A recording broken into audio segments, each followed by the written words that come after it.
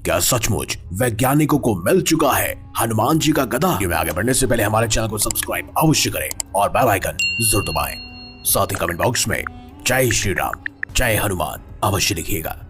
जैसा कि हम सब जानते हैं कि हनुमान जी एक चिरंजीवी हैं और वो आज भी इस धरती पर निवास करते हैं। बहुत से लोगों का मानना है कि श्रीलंका में मौजूद एक कबीला है जिसका नाम है मातंग कबीला, जहां वो हर 144 साल में उन्हें ब्रह्म ज्ञान देने आते हैं।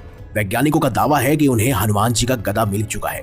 जी हाँ, इस कहानी की शुरुआत होती है हिमालय की गहरी गुफाओं से, जहां एक अंतर्राष्ट्रीय आर्कियोलॉजिस्ट टीम भारत की प्राचीन सभ्यताओं की खोज में खुदाई कर रही थी। ये इलाका अब तक बिल्कुल अछूता माना जाता था और अजीब बनावट और खतरों की वजह से लोग यहाँ आने से भी डरते थे। लेकिन यहाँ की खुदाई के दौरान इस इंटरनेशनल आर्कियोलॉजिस्ट टीम को एक भारी भरकम धातु का टुकड़ा मिला जो देखने में बिल्कुल गदा जैसा लग रहा था।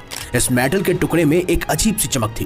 पहले तो ये सोने सा लग रहा था, तो वैज्ञानिकों को लगा कि कहीं यह सोने की खान तो नहीं। लेकिन जब इस टुकड़े को निकालने के लिए उन्होंने खास मशीनरी का इस्तेमाल किया तो इस धातु के टुकड़े को बाहर निकाला गया। तो टीम ने देखा कि इस मेटल के टुकड़े की शेप और डिजाइन, इसका आकार बिल्कुल हमारे सनातन धर्म में मौजूद पौराणिक ग्रंथों में बताई गई हनुमान जी की गदा जैसा है। थोड़ी देर के लिए साइंटिस्ट और आर्कियोलॉजिस्ट की टीम सोच में पड़ गई, लेकिन असली चौंकाने वाली बात तो तब हुई जब इस गदा को उठाने की कोशिश की गई।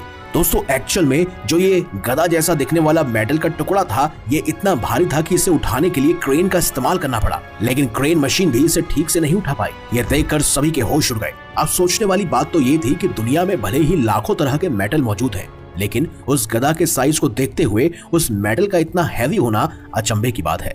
गदा को तुरंत ही एडवांस टेक्निक से लैस एक फॉरेन लैब में भेजा गया। वैज्ञानिकों ने इस पर खुदे संस्कृत शिलालेख को पढ़ने की भी कोशिश की। इन वर्ड्स का ट्रांसलेशन करने पर पता चला कि इसमें हनुमान शब्द कई बार लिखा गया है। ये देखकर वैज्ञानिकों में हलचल मच गई।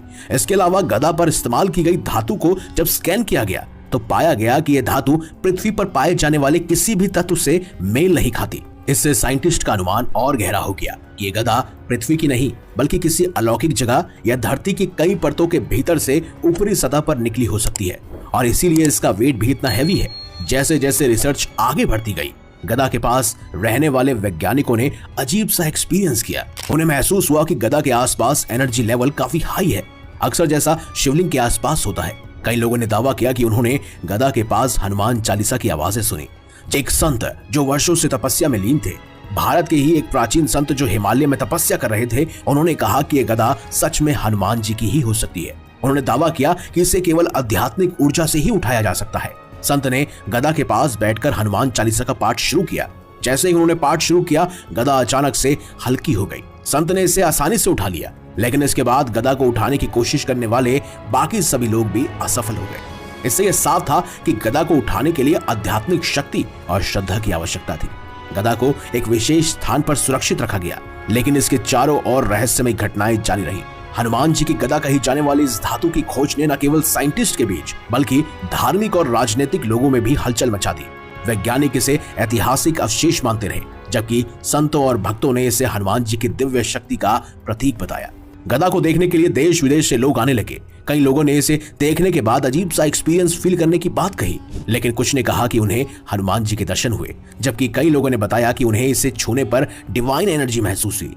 अब यह गदा हनुमान जी की है या नहीं, ये तो नहीं पता, लेकिन आज भी यह गदा एक रहस्य के घेरे में है। धार्मिक मान्यताओं और वैज्ञानिक शोध के बीच यह सवाल अभी भी अनसुलझा है कि क्या यह वास्तव में हनुमान जी का ही गदा है या फिर एक प्राचीन सभ्यता का हथियार। वैज्ञानिक इसकी उत्पत्ति और रचना पर एक्सपेरिमेंट अभी भी कर रहे हैं, लेकिन भक्त इसे हनुमान जी की शक्ति और श्रद्धा का प्रमाण मानते हैं।